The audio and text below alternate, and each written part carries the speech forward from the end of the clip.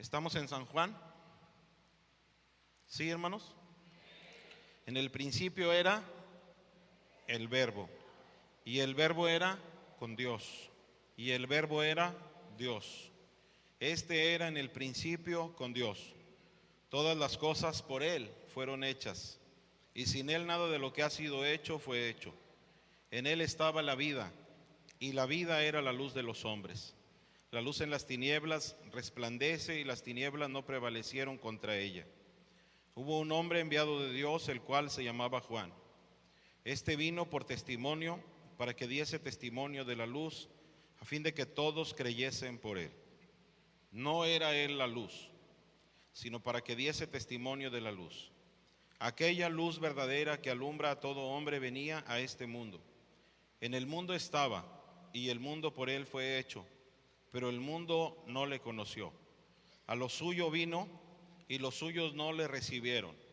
Mas a todos los que le recibieron, a los que creen en su nombre, les dio potestad de ser hechos hijos de Dios, los cuales no son engendrados de sangre, ni de voluntad de carne, ni de voluntad de varón, sino de Dios. Señor, bendícenos con tu palabra en el nombre de Jesucristo. Siéntense, por favor, hermanos y hermanas.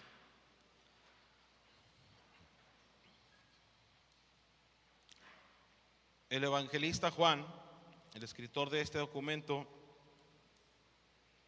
oficialmente, cuando lo encuentra Jesús, era un pescador.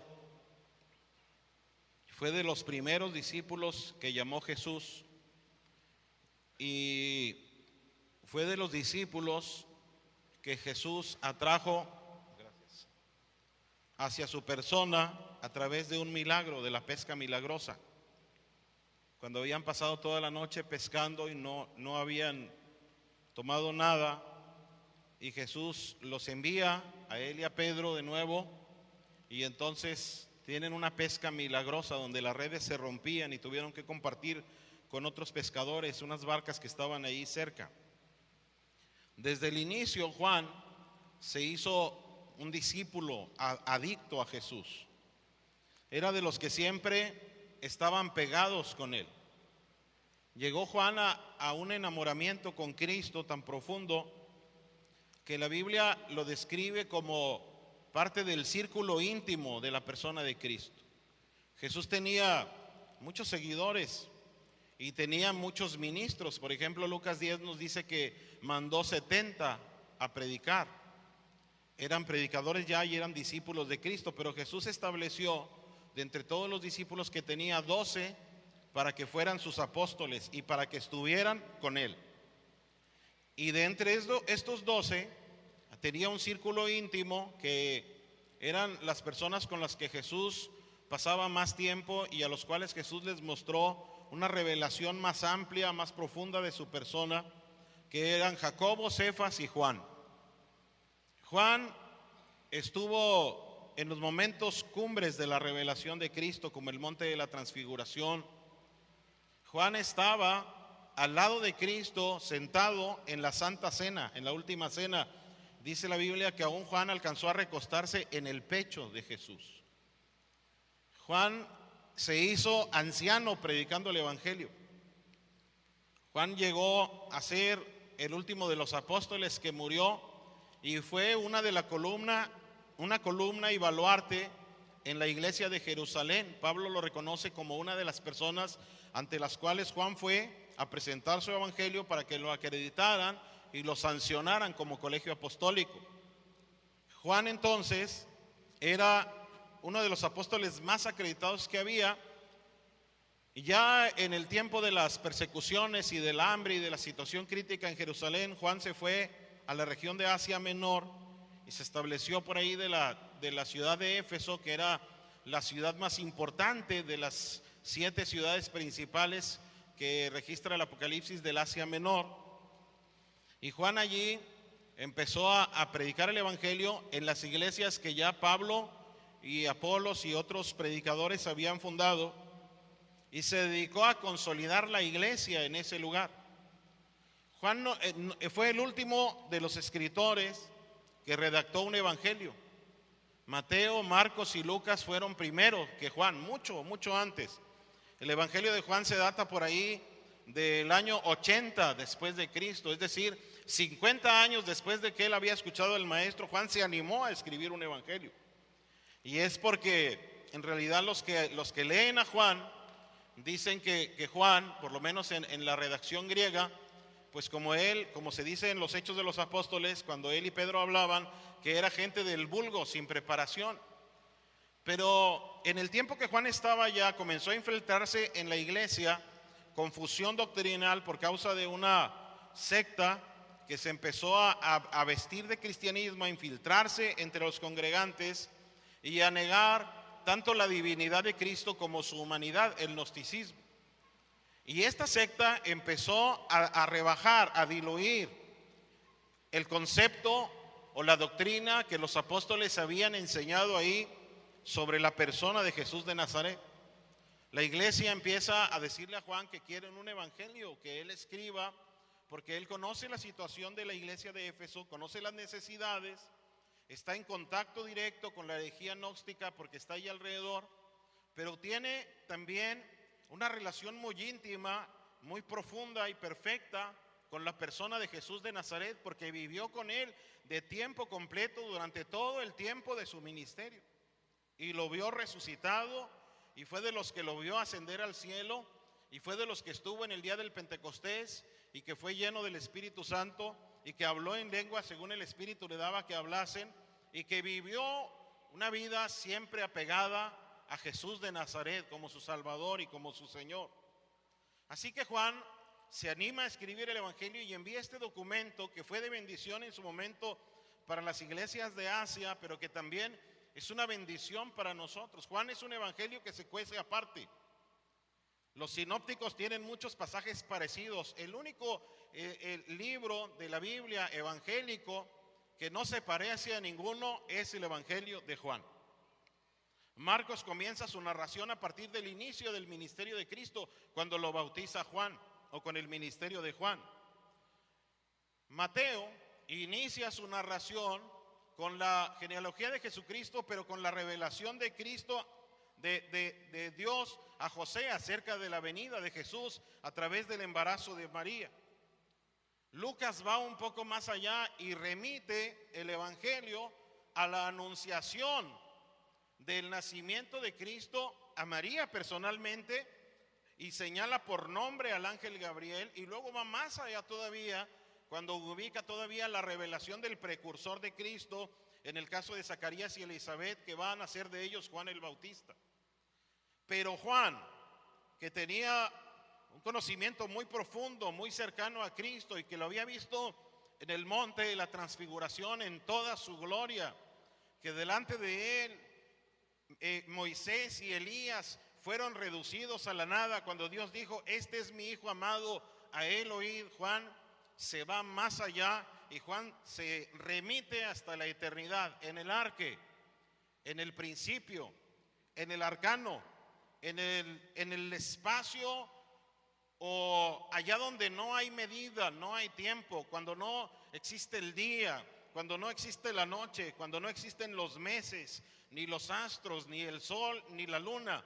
Así como el escritor de Génesis dijo: en el principio creó Dios, allá cuando todavía no se podía contar nada, en la eternidad. Juan hasta allá remite el origen de la persona de Jesús. Y Juan entonces remite hasta allá el evangelio de Cristo. En el principio era el verbo era con Dios, y el verbo era Dios. Desde su inicio Juan plantea la divinidad del Señor Jesucristo, una divinidad que le hace falta reconocer a la iglesia. Jesús es Dios, es la expresión de Dios, es la razón de Dios, es la palabra de Dios, es el verbo de Dios. Los testigos de Jehová, para hacer esto, tuvieron que poner era un Dios, para decir que la palabra era en el principio y era con Dios, pero era un Dios. pero dice Tillich que pensar que hubo un momento en que Dios estuvo sin Cristo, que Cristo no existía, es pensar que Dios un tiempo estuvo sin lógica, sin entendimiento, sin inteligencia y sin capacidad de expresión, y es un absurdo de todos los absurdos. El que estaba en el principio con Dios era Dios. Pero Juan desde allá remite a Cristo como el dador de la vida y el creador y el sustentador del universo. No solamente el que ejecuta la creación, pero la razón por la cual la creación fue hecha. En él estaba la vida. Y la vida era la luz de los hombres. Todas las cosas por él fueron hechas. Y sin él, nada de lo que ha sido hecho fue hecho.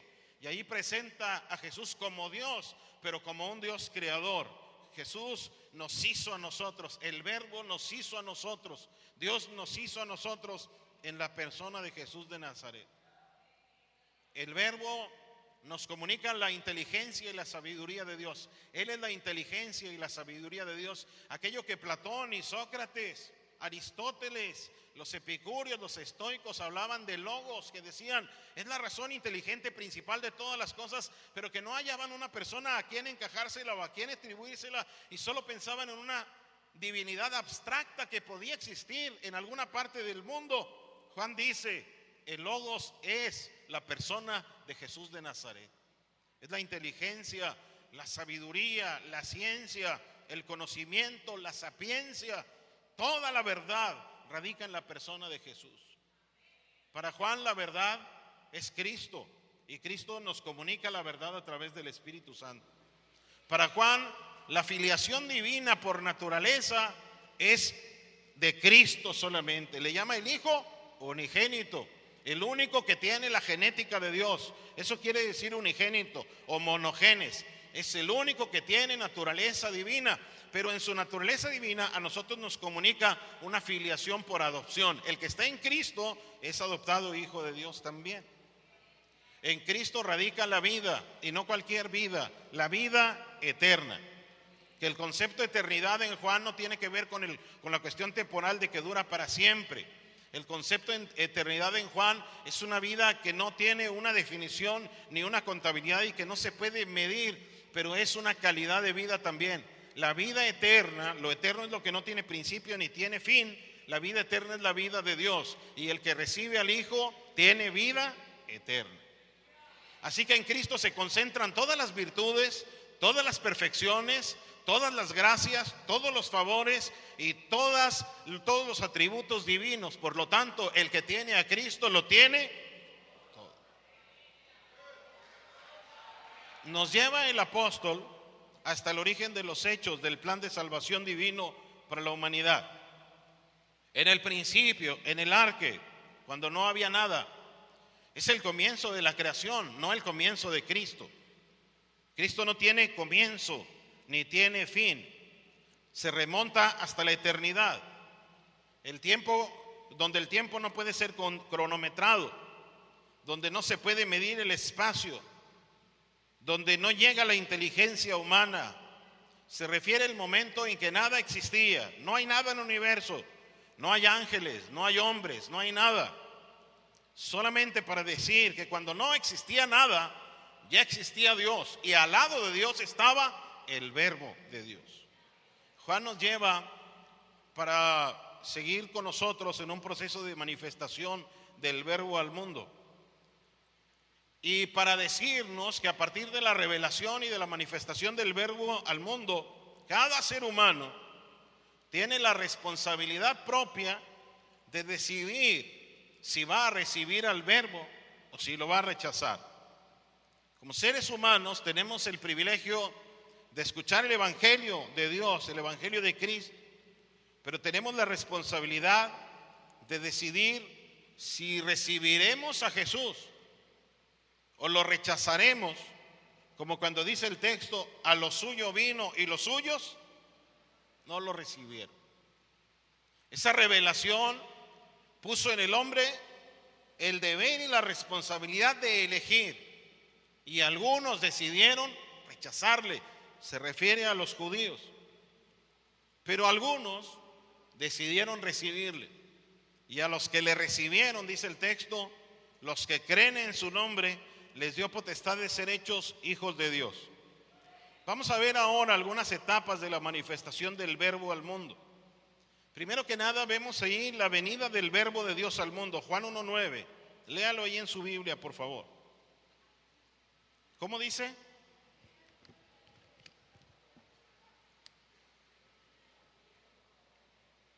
Aquella luz verdadera que alumbra a todo hombre venía a este mundo.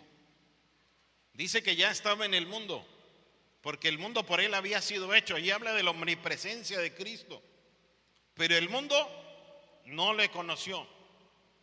Ese verbo preexistente, esa palabra, esa inteligencia de Dios que es Jesús, estaba antes con Dios y era Dios. El verbo era la razón de toda la obra creada, el realizador del universo juntamente con el Padre.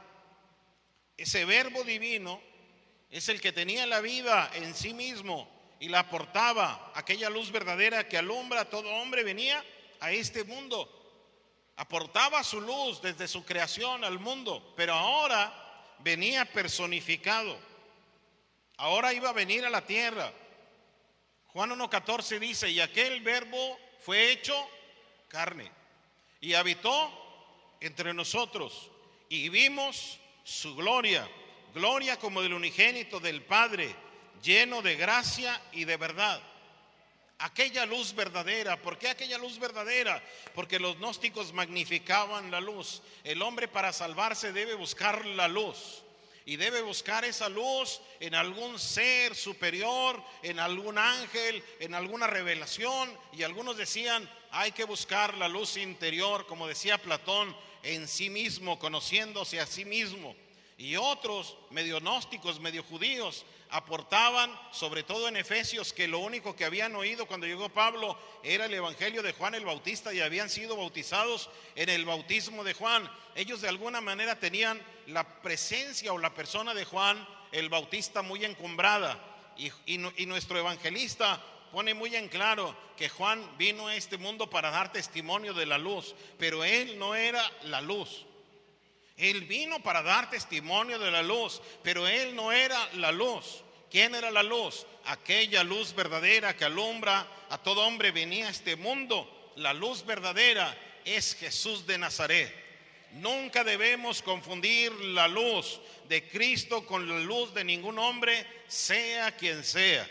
Nunca una persona debe poner su confianza para salvación en un ministro, en un predicador, en un religioso encumbrado. No importa si se presenta como la crema innata del ministerio, apóstol, profeta, su santidad, o como se presente. La única luz verdadera es Jesús de Nazaret, el Hijo de Dios, el Verbo. Y es al único que nosotros reconocemos. Cuando Él llega a la vida del ser humano, alumbra en las tinieblas de ese ser humano, le aclara el pensamiento, le aclara la inteligencia y lo hace que conciba al Dios verdadero en la persona, en la obra, en la doctrina de Jesús de Nazaret.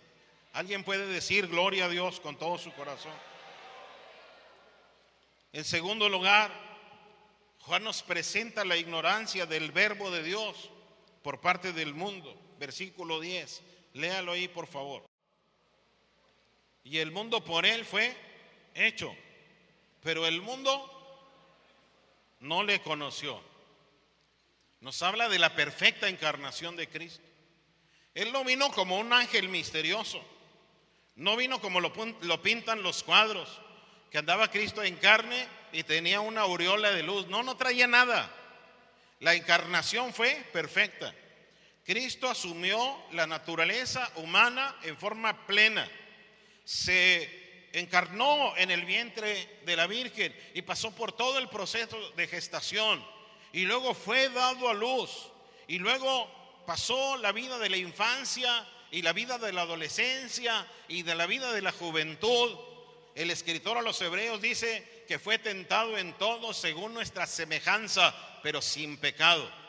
Todos los problemas que tú pasas los pasó Cristo. Todas las crisis que tú has tenido los pasó Cristo. Problemas familiares, problemas económicos, problemas con su nación, desprecio de la gente, burla de los amigos, traición por todos lados. Todo lo que tú has pasado, Cristo lo pasó en su propia carne, porque el mundo no lo conoció. Pero Cristo venía con la intención de salvar a la humanidad y de cumplir el propósito para el que el Padre lo había enviado.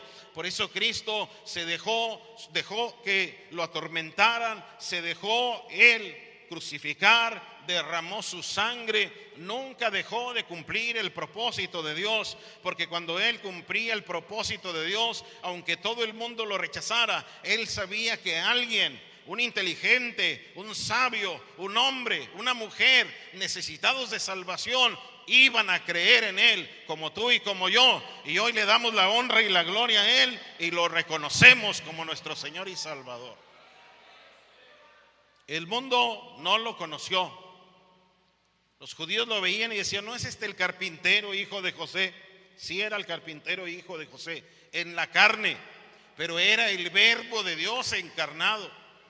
Cuando Juan dice vimos su gloria, gloria como el unigénito del Padre, lleno de gracia y de verdad, Juan no está diciendo que todo el mundo la vio. Juan dice que lo vieron ellos como apóstoles, la vieron los que creyeron. Es igual hoy. ¿Quién ve la gloria de Cristo? El que cree en Él. Tú crees en Jesús, tú ves la gloria de Dios, tú lo adoras con todo el corazón, tú ves en ese Cristo encarnado la divinidad, en Él habita corporalmente toda la plenitud de la deidad y lo adoras con el alma y vives para Él y luchas contra las crisis y las tentaciones y los poderes de las tinieblas porque crees en Jesús de Nazaret como el Dios encarnado, apersonado en la tierra, que estableció su tabernáculo en los hombres y vivió como cualquiera de nosotros. El mundo no lo conoció, pero hoy aquí en la iglesia de Manuel hay gente que lo conoce y lo reconoce y le rinde toda la gloria y toda la honra y la alabanza.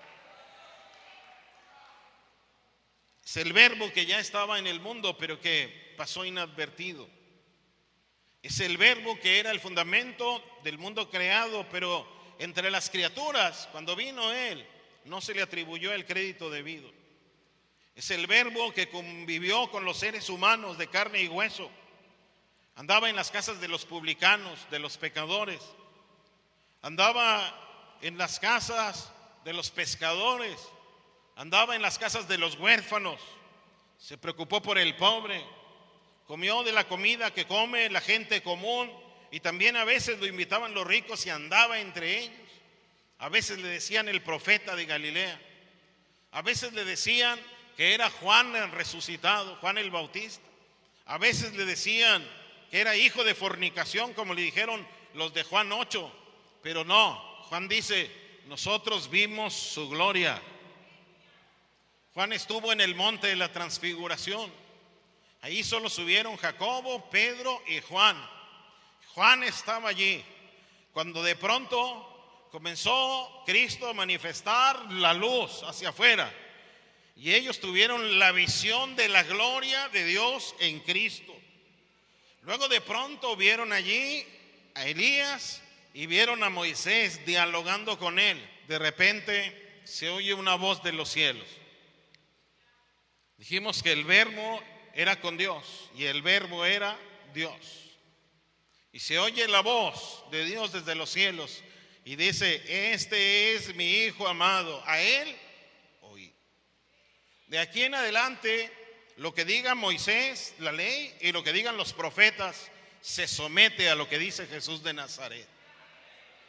Lo que diga cualquier profeta tiene que pasar por el filtro de la doctrina de Jesucristo. No hay nada que pueda hacerle sombra a Jesús de Nazaret. Es el Verbo de Dios encarnado, es la gloria de Dios personificada.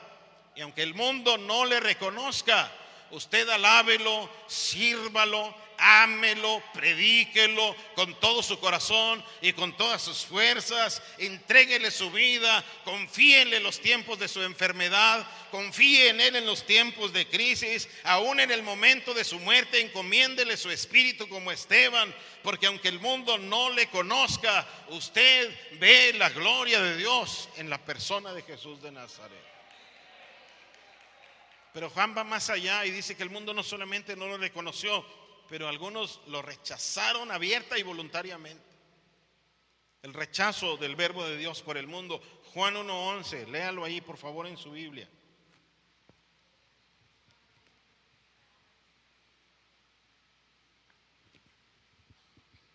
¿Cómo dice? A lo suyo. Lo suyo es el mundo porque Él lo había creado. Era de Él. Lo suyo eran los seres humanos porque en Él estaba la vida y la vida era la luz de los hombres. Era de Él.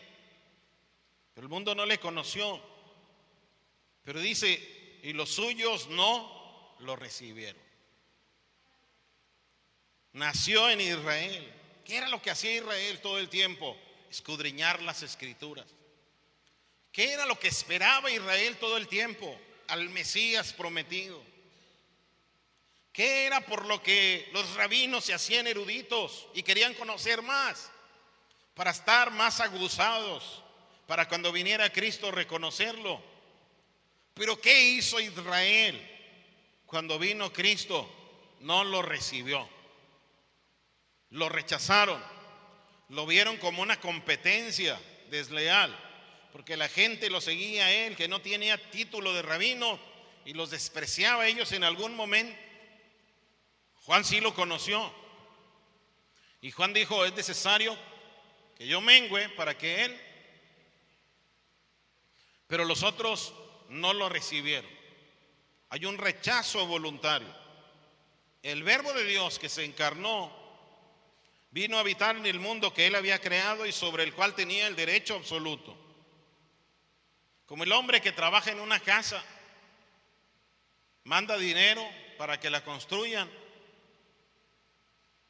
luego la construyen. ¿De quién es? Pues es de Él. Y luego llega y no lo dejan entrar, no lo reciben, no le dan el lugar ni el respeto que se merece. Es ignorado y es despreciado. El verbo divino fue rechazado por los que le pertenecían. Se quisieron deshacer de él. Qué tristeza que un pueblo tan privilegiado como el judío, que se dedicaba a ello, no lo reconociera. Jesús les reprocha eso en Juan 5:39. Escudriñáis las Escrituras, porque a vosotros os parece que en ellas tenéis, ¿qué? Y ellas son las que dan testimonio de mí, pero el 40 es el que los mata. ¿Para qué van a las Escrituras? Para buscar la verdad, la vida eterna. Y las Escrituras dicen que la vida eterna está en mí, pero cuando vengo yo, no queréis venir a mí para que tengáis vida. Vas a las Escrituras para tener la verdad, y cuando la verdad te revela a Cristo, prefieres tu religión. Sí, pero yo no quiero que me muevan de esta tradición que yo tengo, de esto que he seguido toda mi vida. Los judíos no se quisieron mover. El texto de los magos del oriente que pone Mateo allí es un desprecio para los judíos, y es un señalamiento de cómo unos astrólogos persas que no tenían la revelación de la palabra, que habían sido instruidos quizá en el tiempo de Daniel allá en Babilonia, y que observando las estrellas y viendo una estrella que brillaba mucho más que los demás, ellos estaban seguros que el Hijo de Dios, el Rey de los judíos, había nacido y que venían a adorarle, y vinieron a la tierra de Israel. Y Herodes no sabía nada, y convocó a los eruditos, rabinos, doctores de la ley, y no sabían nada. Dijeron, bueno, pues la profecía dice que en Belén, porque así está escrito, y dieron cátedra de escritura, pero no lo fueron a buscar, no supieron nada. Y entonces Herodes, en vez de decirle a ellos investiguen, le tiene más confianza a los que vienen observando las estrellas que a los que leen las Escrituras. Usted no se guíe por sentimientos ni por tradiciones, usted guíese por la revelación de Dios en la palabra y en la persona de Jesús de Nazaret. Eso es lo único que nos comunica vida eterna a nosotros. Los suyos no le recibieron, fue rechazado. Los judíos no querían un rey como él, querían otro tipo de rey. Así es la gente a veces, quiere otro tipo de Cristo. Quiere el Cristo que yo le diga, oye, tengo un problema económico y que llueva dinero del cielo, que caiga oro y la gente empezar a recoger del oro, hacer unas bolitas y luego ir a venderlas. Quieren un Cristo que les resuelva los problemas en microondas y que les traiga soluciones de facto. No quieren un Cristo que los someta a prueba, que los pruebe, que los haga sufrir, que los madure, que los haga perfeccionar, que los doctrine. No quieren un Cristo que los lleve a una iglesia donde les pongan a aprender la sana doctrina y a crecer en la fe y a madurar y a crecer para el ministerio. No, quieren un Cristo que les traiga todo a domicilio, todo papita, todo hecho, todo frito y cocinado y comerlo. Ellos querían un Cristo que apareciera, sacara una espada bruta, tumbara a los romanos y dijera: de aquí en adelante los judíos son los reyes del mundo. Ellos querían un Cristo que los glorificara a ellos, y como Cristo no hizo eso, lo rechazaron. Que le quede bien claro, que nos quede bien claro, cuando Cristo nos salva, no es para convertirnos en las personas más poderosas y más encumbradas en la tierra. Es para la gloria del Padre y para la gloria de su nombre. Es para Él.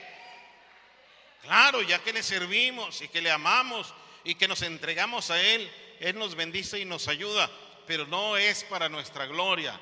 Démosle toda la gloria a Él y lo recibimos así como Él se reveló.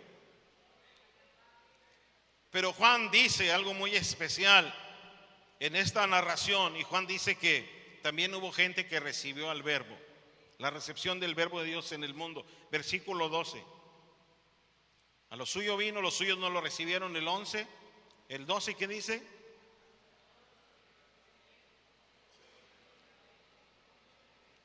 ¿Cuántos pueden decir: yo estoy allí en esa escritura? Yo estoy allí en esa escritura. Allí donde dice los que le recibieron, ahí póngale Pepe Saucedo. Donde dice los que creen en su nombre, ahí póngale Noé. Los que creen en su nombre, póngale Aldair. Los que creen en su nombre, póngale Juan. Como se llame usted, su nombre, póngale allí. Diga: yo le recibí, yo creo en su nombre. Si usted está aquí visitándonos y no lo ha recibido, vale más que ya desde ahorita usted vaya diciendo: yo quiero que mi nombre esté allí.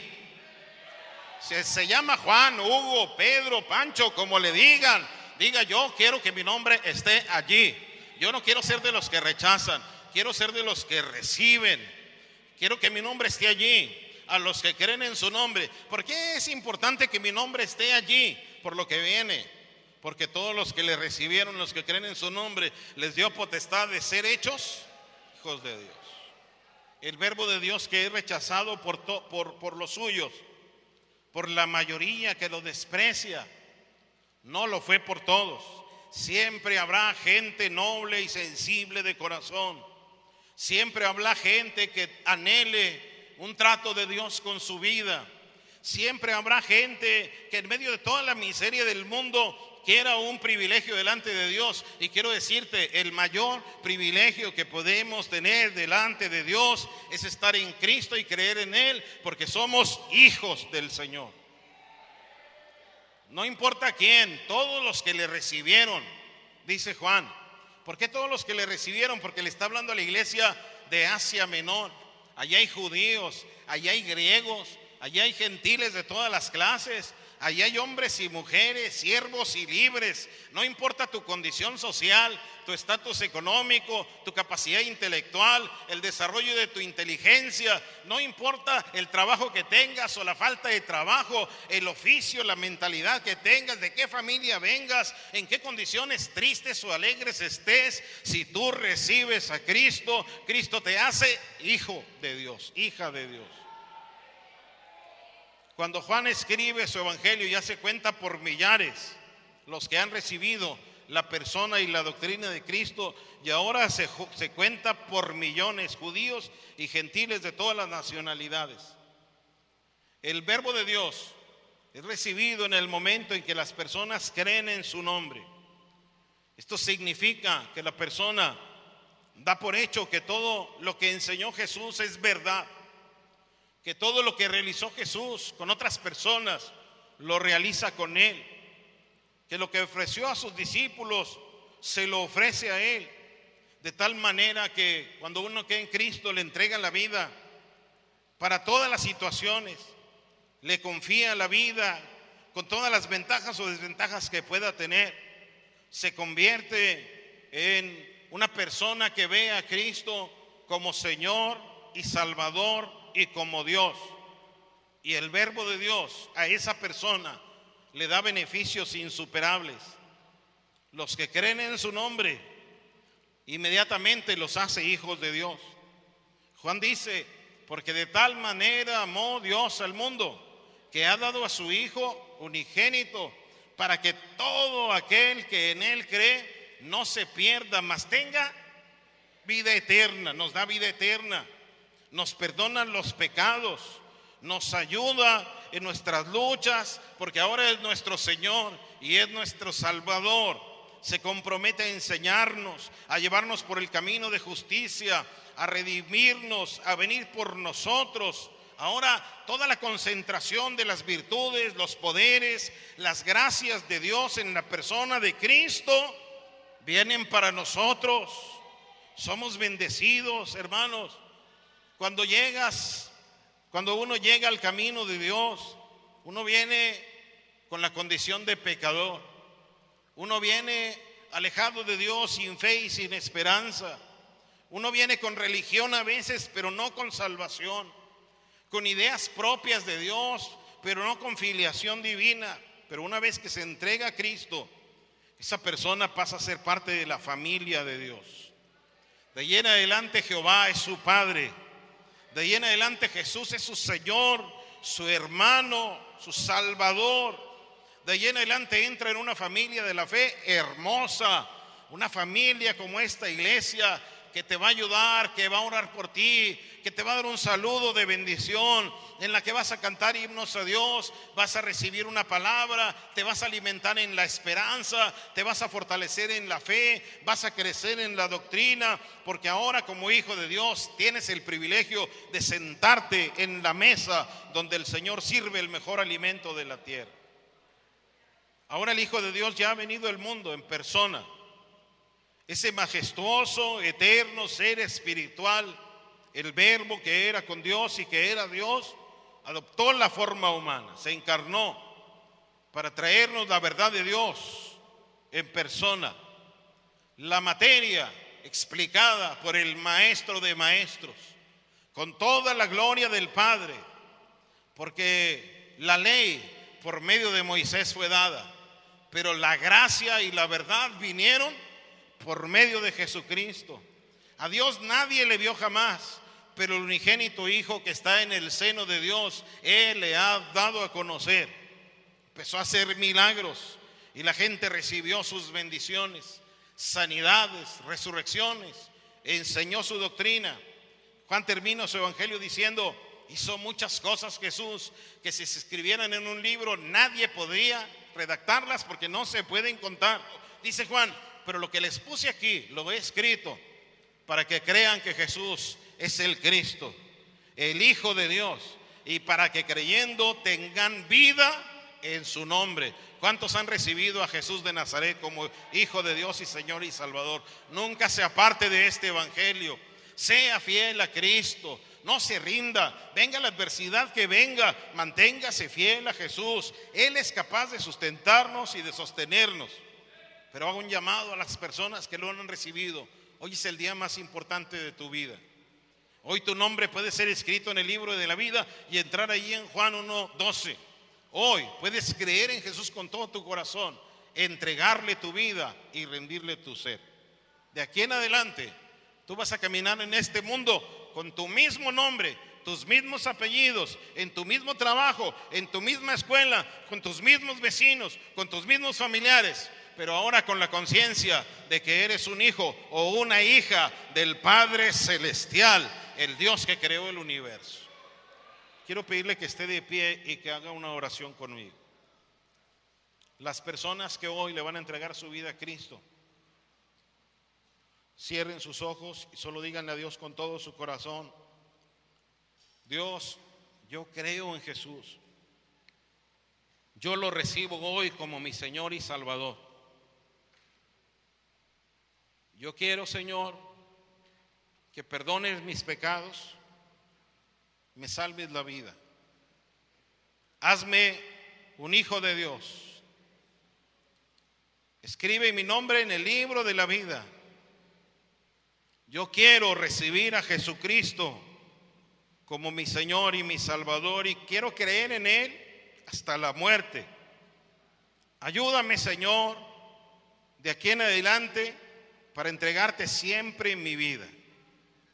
Y si tú ya estás en Cristo, dile: Señor, que nada me aparte de este camino, que ninguna doctrina me confunda en mi fe. Yo quiero creer en Cristo hasta la muerte y quiero entregarle a Él y rendirle mi vida. Pero también que ninguna crisis me aparte de Jesús. Quiero confiarle mi vida a Cristo hoy. Quiero confirmar mi entrega sin reservas a Jesucristo. Quiero darle hoy todo mi corazón. Jesucristo es mi Señor y mi vida. Le invito para que levante sus manos y unos minutos le rinda la gloria a Cristo con todo su corazón, en sus propias palabras, con sus términos, en su vocabulario. Exprese un momento de alabanza y de adoración al Señor. Toda la gloria es de Él.